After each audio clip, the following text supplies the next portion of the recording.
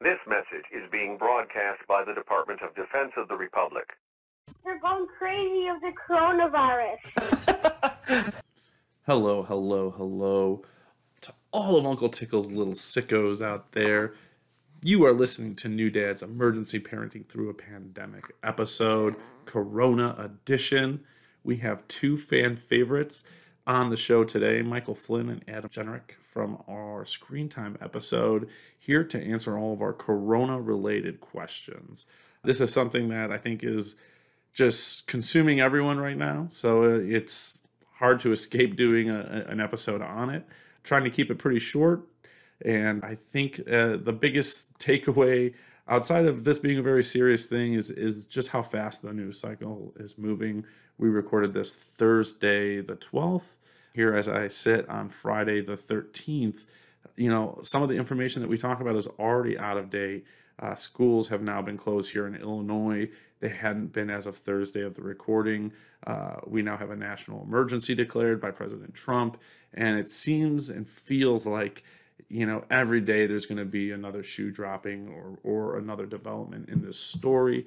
We certainly hope that the measures that we're taking help curb some of this. But, it's a serious thing and it's scary. And that's why we're doing it, to talk about it and hopefully ease some of the fears. So I will get to Mike and Adam, but before we do, Prom Cause, take us away.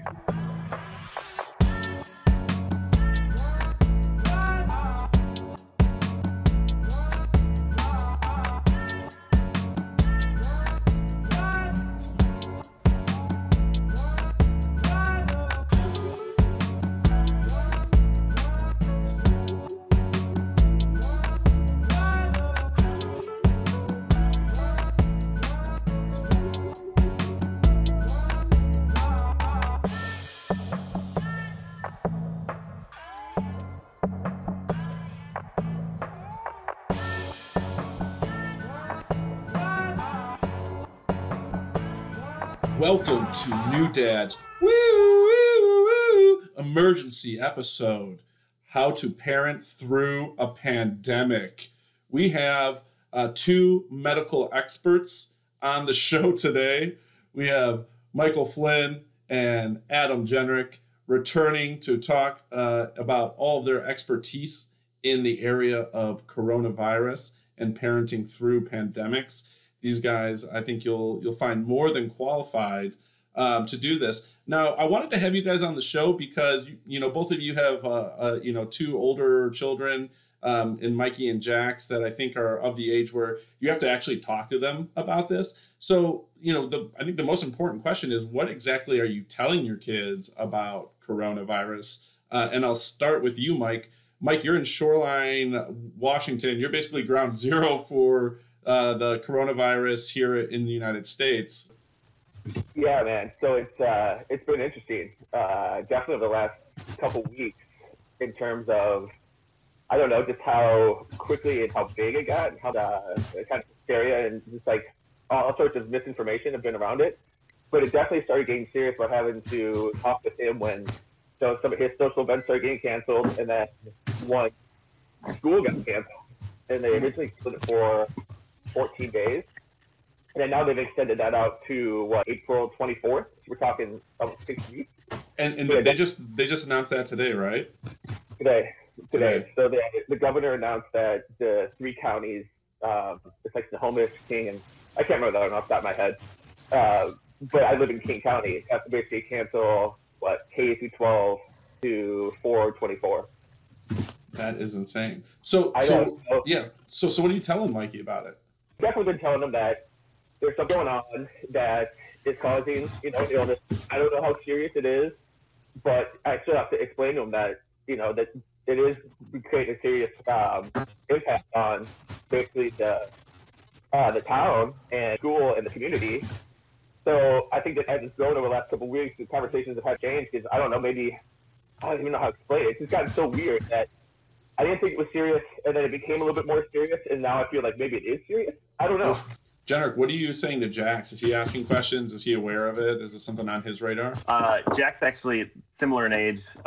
He's definitely asking questions. Jackson has kind of a more a hyper awareness to stuff like this versus other kids, I think, his age. So I know he actually had a conversation with Joanna today after school because they're starting to prep him at school for potential closures and what even additional things like washing your hands could look like. So of course that starts spinning the wheels in his head about what does this mean, and we're doing our best to not necessarily have the news on or to be scrolling in our phones and talking back and forth about it constantly.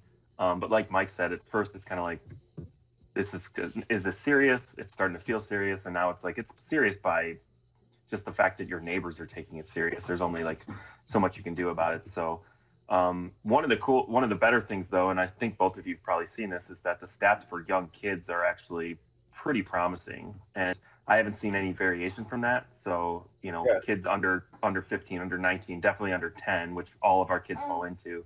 It seems like they're generally untouched by this. So that's something that we can promote to them. Obviously with the caveat that we don't know what's going to happen in the future, but that's again promising. No, totally. And I think just what's crazy about the whole thing in general is if you just look at the text I sent you guys about doing this episode, I think on Sunday, and at that point it was something that I thought was going to be topical. It certainly was topical, but we hadn't seen things like the NBA suspending its season. I think at that point where they were talking about potentially playing with no fans, but this idea of them playing, or suspending the season. Now you have the NHL following suit. NCAA is playing games without fans. The Masters is in question. I mean, it was crazy how fast every single day it seemed like there was something else coming out and something else happening. And then leading up to Trump talking last night, and Flynn, you sending me the text about your school being canceled till the 24th. So it's been a really surreal thing to watch, and one of the things is we've all been impacted directly in our lives already in this like early stage, which is also scary because from my standpoint, this is also very surreal because I'm on this paternity / FMLA leave. Well, it's really FMLA. So I'm not in my place of work, and my industry has been hit as hard as just any with this. I know our company's had some of our biggest, if not our biggest conferences canceled. Some are rescheduling to later in the year, but so I can't imagine what the temperature is like in that office right now and how hectic it is. Flynn, we talked about you already. Your kids have school canceled. You guys are both working parents. You guys are kind of stuck trying to figure out how to make all that work. And everyone's really being affected economically, but the restaurant industry is one of the ones I hear that's being affected most. So I would assume, Jennrich, that's something you're also feeling a little bit. Have you started to see that in Minnesota, the impact there? It's weird, and we're almost like waiting every single day to like open up the sales report, see what it's going to show you. And I don't know if it's a product of being in the quick serve restaurants, so the fast food side of things, that's maybe we're actually going to either benefit from it a little bit or not see as big of an impact from it. Because when you're talking about places people are congregating, going to a busy restaurant where you're in close quarters, I think the full service places are going to feel it more. And if anything, as people still are slightly comfortable going out, my restaurant concept might be one that actually doesn't get hit as bad from it. And it feels like that's kind of where we're at. Like even last week, like you just said, Sunday you sent out the text, and all of a sudden Thursday, 5 days later, it's exponentially different. And last week we had one of the biggest sales weeks of the last 2 years. So it came out of nowhere, and I'm just kind of waiting for the other shoe to drop. So it's definitely uncharted territory. But I'm not going to go into a ton of detail on it, but my company, we're probably having 3 massive calls a day with like crazy updates to how we're changing this or how we're approaching this. And I have another one in the morning already at 10:30 that it's kind of up in the air as to what they're going to tell us. Flynn, I think you hit on this, which is a struggle pretty much everyone is having, and this is whether you have a kid or not. But are we overreacting? Are we underreacting? Is this a proper reaction? Actually, I'll just kick it to you, Mike. What do you think? And maybe your stance on this is going to be a little bit insightful for us all. So, like I said in the beginning, when they first started talking about it, like even like a month ago when they first said that, there was a guy like in Kent that had it. It was like one person. It was like, you hear about it in China, and then it's like, it's one person here, like no big deal. And then it increasingly just like, I don't know, it kind of spiraled. We just start hearing from things like March Madness, that's $1 billion advertising segment for, the NCAA. I don't know, so if they're willing to forego $1 billion. Then it must be pretty fucking real. Yeah. That is scary. And Jennrich, I know you're kind of on the side of, feeling like it's a little bit of an overreaction. So, is that an accurate portrayal of your feelings? Yeah, I mean, your kids are home. I'm waiting for that email to come tomorrow. It feels like we're close, but I still think so. Of course, like some of the news reporting I see is like the comparison of the swine flu H1N1, and that was about 10 years ago. And in my head, I'm like, 10 years ago, I'm like, I was in my late 20s. I'm like somewhat a responsible adult at that point, and I can't even remember it. Like, I can't remember news reports. I can't remember any statistics. I can't remember worrying about going anywhere. And Totally. And then you see the stats on it, and you're like, this many infected, this many hospitalized, this many died. And I'm like, maybe this is going to get to that point and worse. But it just feels, what is it, social media? Is it just irresponsible media? I have no idea. But it just feels like this is taking a different line than something like that could possibly, when we look back on it 5 years from now and compare the two, you're like, wow, did we overreact to that? Selling off the entire market, going to friggin' Costco and buying everything, thousands of toilet paper, all that type of stuff. So I don't know. We're being precautious. Like, we're doing all the things we're supposed to do. Like, we're being careful, but I maybe I'd be in a different boat if I was in Flynn's shoes and I was in and amongst, ground zero. Well, and that's what I'm struggling with. I will say this. I'm looking back at the quality investment it was to get a bidet a few years ago, because you just completely bypassed all the toilet paper craze. No, that was a real conversation that Lita and I had today, which was, and she put it this way to me, which I never thought of it this way, and it totally changed my mind, because I've never grew up with a bidet. Clearly, at the Pappas house, we didn't have them. My interactions with them have been limited. But the point was, if you got some poop on your arm, would you just wipe it off with a piece of paper? No, you wouldn't. You would wash it off. So what I'm saying is, Why you got poop on your arm? Dude, I got one of these right here, dude. I get poop on my arm left and right. Yeah, well, I get poop all over, dude. I need to know more about where that poop came from before we can really solve that problem. Yeah, it's this little fucker, and yeah, you're gonna wash it off. So let's start treating our buttholes better, and let's really treat them, and give them the washing they deserve. Totally new podcast. Total new podcast. Appreciate your butthole. Hosted by Uncle Tickles still. But and really, we're gonna have the same guests on. It's just a lot different topics. But no. I don't know. Lita woke up this morning. I feel like she went to bed a pretty level-headed person about coronavirus, and woke up completely concerned. And it seemed like it was. That's how the coronavirus works. It's a side effect. Yeah, dude. I guess so. But for me, I guess. Just being totally honest, and we were talking about this a little bit offline. Essentially, the big risk for me is, me and Jennrich both have parents who are probably higher risk, because of their age and both health concerns and complications.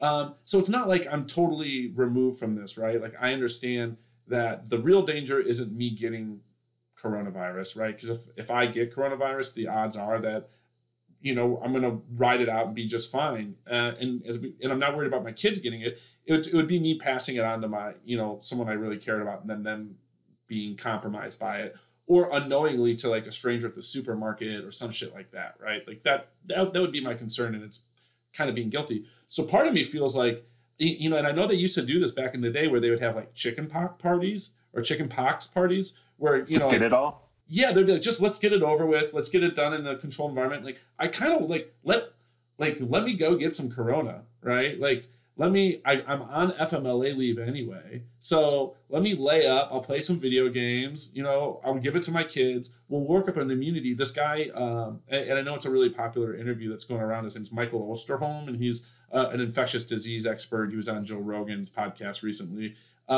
He was basically saying that once you've gotten it and you've recovered, you're no longer able to transmit it to other people. So it's like, it seems to me like, let's get some of these corona parties going. Let's get it out of our systems. Let's make sure we're not transmitting it.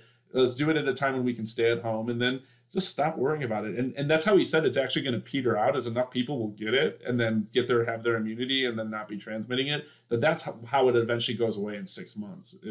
It'll get a little worse before it gets better. And that's the other the conversations I'm hearing people have, including me and Joanna, for that matter. It's like, obviously you can't trust necessarily what's coming out of China, meaning like how long has it actually been here? And it's, both of us have had these moments where like, did we already have it? Like, I remember having a scratchy throat. Like, totally, you read the symptoms, you're like, did I have this already? Yeah.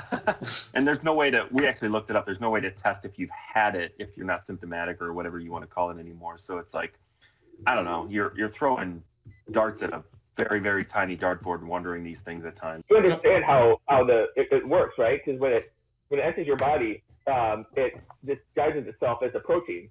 So if your body's protein deficient, which most older underlying health conditions may be, it sneaks into your body like a Trojan horse. So that's why kids that have high protein levels, I'm being serious, same with adults, you're not as susceptible to it. So it's one of the things that I really wanted to get out of this podcast, which is, I know it seems like the sky's falling, right, at times, and this isn't to say this isn't bad, but this could have been 100 times worse, right? This is a disease where the death rate is pretty low, if you're under the age of 60. And, as we've all talked about already and touched on, it's one that doesn't really target kids miraculously. And it's one that a lot of people can kind of ride out if they can simply identify it and, quarantine themselves. The shitty part is how, infectious you are for how many days before you're exhibiting symptoms. Right. So most people are going to be okay. I think if we exhibit, some carefulness with, the people in our lives who we know are going to be more susceptible to it. And, the funny thing is, too, it's like, the biggest thing to say is it's like, just wash your hands. Like, just don't be a nasty person. Basically, like, if you feel good, don't go out. Like, the things that they ask you to do are, like, so simple that we have, like, such a hard time following those. I don't know. That's what I think is the most insane part. And don't be an asshole and go hoard a bunch of shit. We don't need it.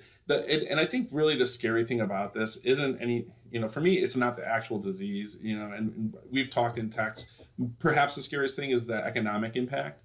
But, the scariest thing other than that is, what if this was something that was legit, we just seem so ill prepared for it, both our healthcare system and, the way that the media communicates things. And, I'm not sure if there's too much government interference or not enough, and if it's not the government, these World Health Organizations, like who, are they the ones that should be running point? And I don't know, but I think,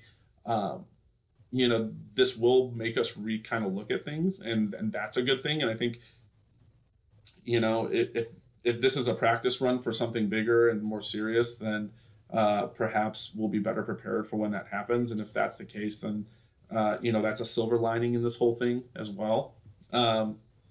I would say, though, that if it spread here as quickly as it did, I would probably be prepared by you guys for them to start closing schools and, all the public recreation events and social stuff that they do. They're trickling through that stuff already, almost like at a more rapid pace than what happened by you, just because they view it as inevitable. And along the lines of what you said, Tommy, I don't know if other people would argue against this, but I don't know how you could. To me, like, one of the biggest takeaways is, like, our dependence on getting shit from China. Like, oh my God. Like, at this point, it's like, if we have to have something better in place to have more rapid availability to things of extreme importance. And I don't know how that happens. I don't know how quickly it happens, but, for us not to be able to get medicine because, we're dependent on China is kind of ridiculous. Well, and that's something in that interview with that Michael Osterholm that he talks about specifically, And he was one of the people before Hurricane Maria that was talking about there's a manufacturing plant in Puerto Rico that makes the IV bags. And when Maria went through, there was this shortage worldwide. And he was writing about that 5 years before it happened, saying, hey, this is, it's kind of an eggs in all of our eggs in one basket type deal. And how silly is it in this day and age? And as far as like the comparison he made for medicine, he's like, would the U.S. Army buy munitions from China? And it's like, no, they wouldn't. That's fucking lunacy. But that's kind of what we're doing with medicine, and it is crazy. I agree 100%. So one thing I wanted to ask you guys is with this whole thing happening, one of the things that's now become pretty in vogue that's driving me crazy are these elbow bumps. Have you guys seen these? Do you know what I'm talking about? We've done that. I've taken on a different. We do different approaches out here. Oh, see, we do hip bumps. Oh, you do hip thrusts? See? Yeah, because I want to keep my arms back because you don't want to touch. Well, yeah, and it's a respiratory thing, so you want your face and mouth and nose. Yeah. So it's like most appropriate area to touch is up front. Yeah, limbo. Limbo. Jennrich, have you worked in any auxiliary methods of saying hello besides an elbow bump? Oddly enough, and kind of sadly enough, that's actually pretty common across the restaurant industry, just because the amount of hygiene, hygiene, conscientious, all that type of stuff. So whether it's forearm clashes or elbow bumps, like it was already there, so it's not like we're really changing our approach, even if you kind of look at it as like, look at those freaks. Yeah, but I've worked in your Texas roadhouses, and I know you implement the hip thrust bump as well too. So especially on Mother and Father's Day. I don't. So like what we've been doing in our house is we just we'll kind of lay back on the couch and we just touch toes, our big toes, just kind of. Giant big toes? Yeah. My big toe spoons Lita's entire foot. And it just, we just do that. It's kind of like a form of soaking, if you will. Like, I'll let one of her toes go between the crevice of my toes and just sitting there for a little bit. But that's how we've kind of. Sounds sensual. Yeah, it's super sensual. It's really, I shouldn't even be revealing. It's symbiotic. I'm sure there's probably listeners who have just orgasmed just listening to it, actually. Well, guys, I appreciate you joining me kind of last minute to do this. Will you guys stay safe? Flynn, you especially, you and your kids, do what you have to do. Do you have anything to say to Uncle Tickles' little children out there before you leave? Yes, wash your hands, stay safe, keep listening to the New Dad podcast. Awesome. Jenner, any last and parting words of wisdom? Ditto. And Solo. Yeah, and Solo. Me and Solo, thank you for listening to this emergency episode of New Dad, How to Parent Through a Pandemic. We have two of the brightest minds in the parenting world here, keeping their children safe and alive. Flynn's in the middle of it, and no corona in the Flynn household, so he's doing a good job fighting those viruses away. So thank you for listening. Tune in for next week's episode, and as always, Uncle Tickles loves you. Bye-bye.